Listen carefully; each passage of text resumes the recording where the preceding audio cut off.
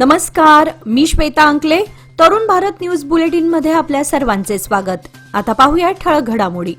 बेळगावात आयोजित 13व्या Lokmanya premier league 2025च्या अंतिम सामन्यात बलाढ्य सावंतवाडी संघाने म्हापसा गोवा संघावर 15 धावांनी विजय मिळवत सलग चौथ्यांदा चषकावर आपले नाव कोरले. सामन्यामध्ये गौरव हेर्लेकरला सामनावीर व उत्कृष्ट गोलंदाज तर गणेश कंगराळकरला मालिकावीर पुरस्काराने सन्मानित करण्यात आले. बेस्ट कॅशचा पुरस्कार महेश गावडेला तर उत्कृष्ट संघाचा पुरस्कार सांगली संघाला देण्यात आला. विजेत्या सावंतवाडी आरो संघासह उपविजेत्या म्हापसा गोवा संघाला आकर्षक चषक व प्रमाणपत्र प्रदान करून गौरवण्यात आले. या कार्यक्रमाला लोकमान्य सोसायटीचे उपाध्यक्ष अजित गरगट्टी, संचालक पंढरी परब, गजानन धामणेकर, सुबोध गावडे, सीईओ अभिजित दीक्षित, मुख्य वित्त अधिकारी वीरसिंग भोसले, कर्नल दीपक गुरंग यांच्यासह लोकमान्य संस्थेचे आरएमओ, सभासद व अनेक मान्यवर उपस्थित होते. अंतिम सामन्यासाठी पंच म्हणून तेजस पवार व ज्योतिबा पवार यांनी काम पाहिले तर स्कोरर म्हणून प्रसाद नाडगौडा यांनी जबाबदारी सांभाळली. स्पर्धेचे समालोचन प्रमोद जपे, किशोर हळदणकर व उमेश मजुकर यांनी केले. स्पर्धा यशस्वी करण्यासाठी लोकमान्य परिवाराने अथक परिश्रम घेतले. समाजकार्याला वाहून घेतलेल्या श्रीराम सेना हिंदुस्थानच्या वतीने आयोजित भव्य रक्तदान शिबिराचे यंदाच्या 10व्या वर्षपूर्तीनिमित्त शिबिर आज रविवार दिनांक 28 डिसेंबर रोजी राजहंस गल्ली अनुगोळ बेळगाव येथे उत्साहात पार पडले. शिबिराचे उद्घाटन श्रीराम सेना हिंदुस्थानचे राष्ट्रीय अध्यक्ष रमाकांत कोंडुस्कर, उमेश कुर्याळकर तसेच अन्य मान्यवरांच्या उपस्थितीत करण्यात आले. यावेळी महाराष्ट्र राज्याचे उपमुख्यमंत्री एकनाथ शिंदे यांचे समन्वयक व वैद्यकीय सहाय्यक कक्षाचे प्रमुख मंगेश चिवटे यांनी शिबिराला आवर्जून भेट देत आयोजकांचे कौतुक केले. याप्रसंगी बोलताना रमाकांत कोंडुस्कर यांनी सांगितले की गेल्या 10 वर्षांपासून श्रीराम सेना हिंदुस्थानचे हजारो कार्यकर्ते स्वयंस्फूर्तीने रक्तदान करत असून जात, धर्म, पंथ वा भाषा असा कोणताही भेदभाव न करता असंख्य गरजू रुग्णांना जीवनदान देण्याचे कार्य सुरू आहे. या रक्तदान शिबिरात संघटनेचे पदाधिकारी, कार्यकर्ते तसेच नागरिक मोठ्या संख्येने सहभागी झाले होते. आयोजकांच्या माहितीनुसार या शिबिरात सुमारे 600 रक्तदात्यांनी रक्तदान केले.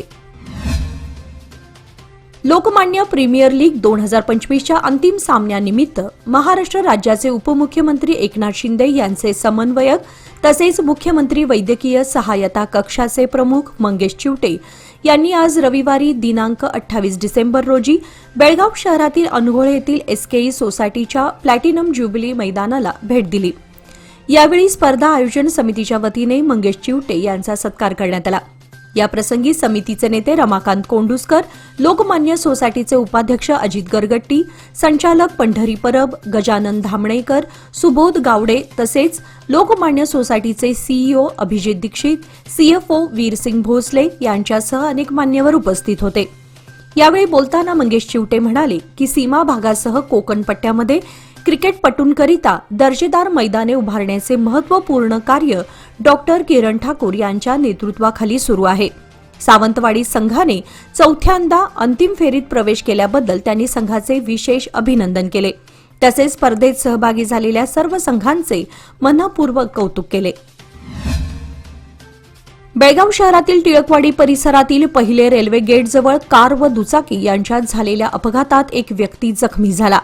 यावेळी बेळगावात एका कार्यक्रमासाठी उपस्थित असलेले महाराष्ट्र राज्याचे मुख्यमंत्री वैद्यकीय सहायता कक्षाचे प्रमुख मंगेश चिवटे यांच्या नजरेस ही घटना निदर्शनास आली. मंगेश चिवटे यांनी तत्काळ घटनास्थळी धाव घेऊन जखमी व्यक्तीस तातडीने रुग्णालयात दाखल करण्याची व्यवस्था केली. त्यांच्या वेळीच केलेल्या मदतीमुळे जखमीला आवश्यक ती त्वरित वैद्यकीय सेवा मिळू शकली. मंगेश चिवटे यांच्या या तत्परता आणि सामाजिक संवेदनशीलतेचे परिसरात सर्वत्र कौतुक होत आहे.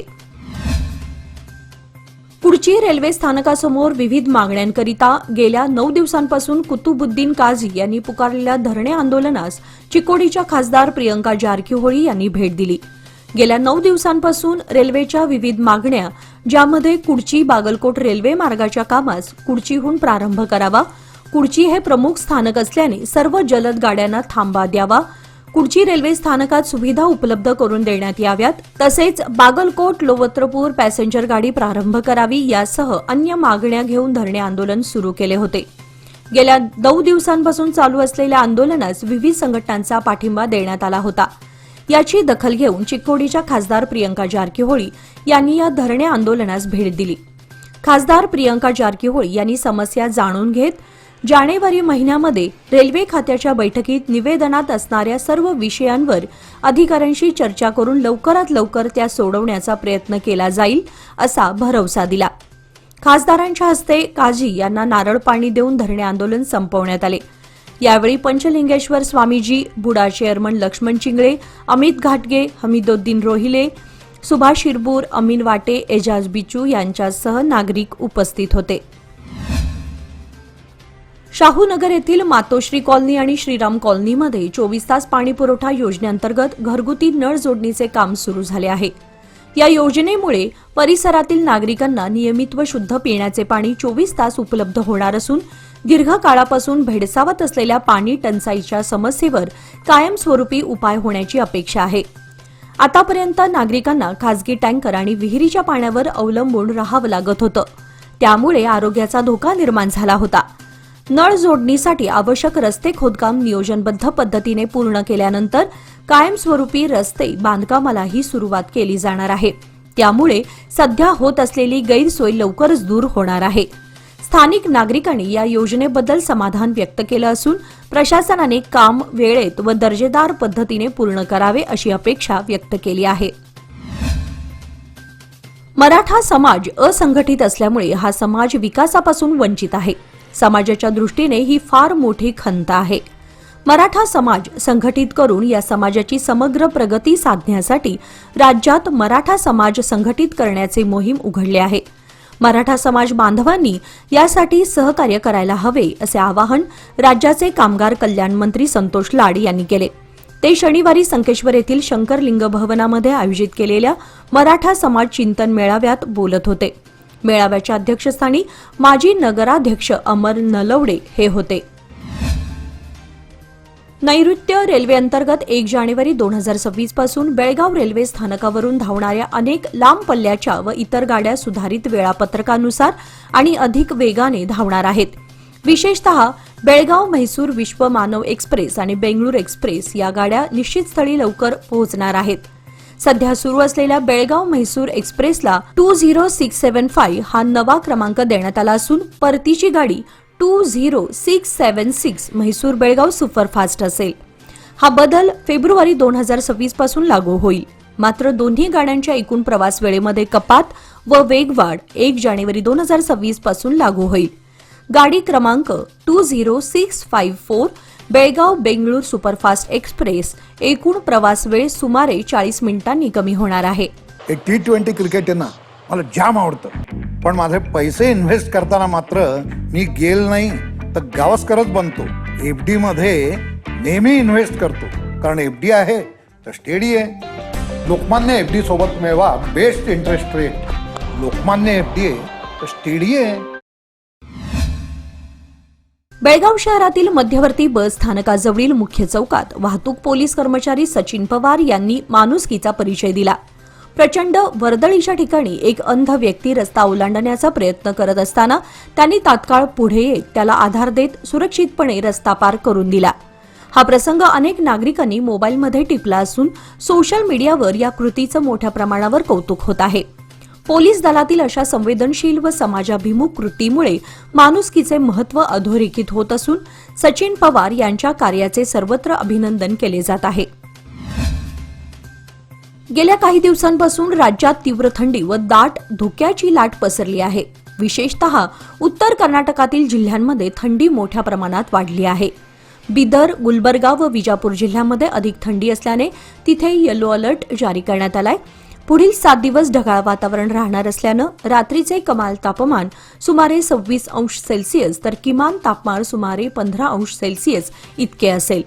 डिसेंबर महिन्यात सरासरी तापमान 16 अंश सेल्सिअस ते 28 अंश सेल्सिअस असून सध्याचे तापमान ही या श्रेणीतच असल्याचे पाहायला मिळत आहे. पुढील 6 ते 7 दिवस बहुतांश भागामध्ये ढगाळ वातावरण राहणार असून सूर्यदर्शनही होणार नसल्याची माहिती हवामान खात्याने दिली आहे. किनारपट्टीवरील भागामध्ये सध्या हवामान ढगाळ आहे, मात्र पाऊस पडण्याची शक्यता नसल्याचा अंदाज हवामान खात्याने वर्तवला आहे. Karnataka association of body builders यांची कार्यकारी समिती बैठक व वार्षिक सर्वसाधारण सभा नुकतीच चौलत्री रोड म्हैसूर येथील टाउन हॉलमध्ये पार पडली. या सभेमध्ये 2024-25 या कालावधीतील कार्यकारिणी विसर्जित करून 2025-26 या कालावधीसाठी नवीन कार्यकारिणीची घोषणा करण्यात आली. नव्या कार्यकारिणीत मुख्य मार्गदर्शक म्हणून सतीश जारकीहोळी, मानद अध्यक्ष म्हणून रवींद्रनाथ राय आणि सल्लागार म्हणून प्रेमनाथ उल्लाळ यांची निवड करण्यात आली आहे. अध्यक्षपदी जे नीलकंठन तर कार्यकारी अध्यक्षपदी अजित सिद्धनावर यांची नियुक्ती करण्यात आली आहे. तसेच महासचिव म्हणून डॉक्टर जी.डी. भट्ट आणि खजिनदार म्हणून दिलीप कुमार यांच्याकडे जबाबदारी सोपवण्यात आली आहे. संघटनेच्या आगामी उपक्रमांना अधिक गती देण्यासाठी ही नवीन कार्यकारिणी प्रभावीपणे कार्यरत राहील असा विश्वास यावेळी व्यक्त करण्यात आला. मुंबईत ठाकरे बंधू जवळपास 2 दशकांनंतर एकत्र आले आहेत, तर पुण्यामध्ये पवार कुटुंबातही नवीन राजकीय पूल बांधण्याच्या चर्चा सुरू आहेत. गेल्या वर्षी लोकसभेच्या निवडणुकीत सुप्रिया सुळे आणि सुनेत्रा पवार यांच्यातील टक्कर वगळता दोन्ही पक्षांच्या कौटुंबिक संबंधांमध्ये तितकी दरी दिसली नव्हती, जी ठाकरेंमध्ये स्पष्ट जाणवली होती. लग्न समारंभांपासून ते शिक्षण संस्थांच्या कार्यक्रमांपर्यंत पवार कुटुंब नेहमी एकत्र दिसत असते आणि कथित राजकीय मतभेद फार काळ टिकत नाहीत. सध्या पुणे आणि इतर काही महानगरपालिकांमध्ये राष्ट्रवादी काँग्रेस आणि शिवसेना एकत्र लढण्याच्या शक्यतांवर चर्चा सुरू आहे. राष्ट्रवादी काँग्रेसचे पुणे शहराध्यक्ष प्रशांत जगताप यांनी निवडणुकीपूर्वी आपल्या पदाचा राजीनामा दिल्यामुळे या संदर्भातील चर्चा अधिक गती धरली आहे. निपाणी शहर व उपनगरात उघड्यावर कचरा टाकणाऱ्या नागरिक व्यापाऱ्यांवर कारवाई करण्यासाठी पालिका प्रशासन पुढे सरसावले आहे. शहरात उघड्यावर कचरा पडणारी ठिकाणे निश्चित करून त्या 28 ठिकाणी सीसीटीव्ही कॅमेरे लावण्यात आले आहेत. या कॅमेऱ्यांच्या माध्यमातून कचरा टाकणाऱ्यांवर वॉच ठेवला जाणार असून कचरा टाकताना आढळल्यास संबंधितांवर कारवाई केली जाणार आहे. शहरातील साखरवाडी, गीतांजली टॉकीजसमोर, प्रभात टॉकीजसमोर, राणी लक्ष्मीबाई सुतिकागृह, चिकोडी रोड, खरे कॉर्नर, वैकुंठ स्मशानभूमी रस्ता, ईदगाह माळ व भाजी मार्केट परिसरात दैनंदिन कचरा टाकला जातो. या ठिकाणी कचरा न टाकता लोकांनी घंटागाडीलाच कचरा दिला पाहिजे. यासाठी सीसीटीव्ही कॅमेरे बसवण्यात आले आहेत. सदर जागांवर कचरा टाकणारे आढळून आल्यास त्यांच्यावर कारवाई करण्यात येणार आहे. निपाणी येथील राष्ट्रीय महामार्गावर खरी कॉर्नर नजीक महात्मा गांधी हॉस्पिटल ते न्यू हुडको कॉलनी या 1 किलोमीटर अंतरापर्यंत सेवा रस्त्याच्या दोन्ही बाजूला भुयारी गटार निर्मिती करण्याच्या सूचना देण्यात आल्या होत्या. त्यानुसार गटार निर्मितीचे काम सुरू झाल्याने स्थानिक नागरिकांची गैरसोय दूर होणार आहे. याबाबत गेले 6 महिने केलेल्या पाठपुराव्याला यश आल्याचे बुडाध्यक्ष लक्ष्मणराव चिंगळे यांनी सांगितले. शनिवारी चिंगळे यांनी निपाणीतील खरी कॉर्नर परिसरात भेट देऊन महामार्ग कामाची पाहणी केली. यावेळी ब्लॉक काँग्रेस अध्यक्ष राजेश कदम, सुजय पाटील, कंत्राटदार कंपनीचे विजय दांगडे, रामचंद्र निकम, दीपक सावंत, अॅडव्होकेट संजय चव्हाण, उत्तम कामते, लोकेश घस्ते यांच्यासह नागरिक, महिला उपस्थित होत्या. गोवा येथे नुकतेच 20 व 21 डिसेंबर रोजी पार पडलेल्या राज्यस्तरीय जलतरण स्पर्धेमध्ये बेळगावातील पॅशनेट स्पोर्ट्स अकॅडमीच्या जलतरणपटूंनी शानदार कामगिरी करत एकूण 23 पदके आणि 2 वैयक्तिक चॅम्पियनशिप ट्रॉफी आपल्या नावे केल्या आहेत. या उल्लेखनीय यशामुळे संपूर्ण बेळगावच्या क्रीडा क्षेत्रात आनंदाचं वातावरण निर्माण झालं आहे.